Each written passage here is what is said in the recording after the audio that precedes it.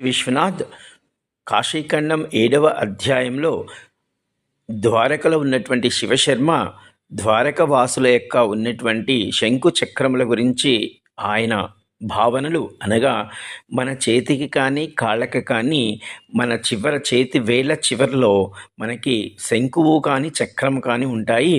అయితే ఇక్కడ చక్రం వలన కలుగు లాభములు మన చేతి వేళ్ళలో కానీ కాళ్ళు వేళ్ళలో కానీ చక్రములు ఎక్కువగా ఉన్నట్లయితే, చక్రము అనగా శక్తి మరియు రక్షణకు ప్రతీక.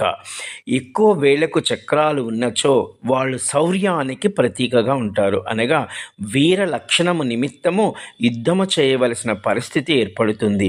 అంటే మీరు మహాభారతంలో గమనించినట్లయితే అర్జునుడికి 20 చక్రాలు కలిగి ఉంటాయి.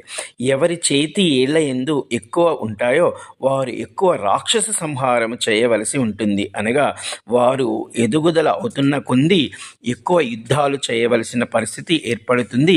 ప్రస్తుతం మన మోడీ లాంటి వారు. జై కాశీ విశ్వనాథ్.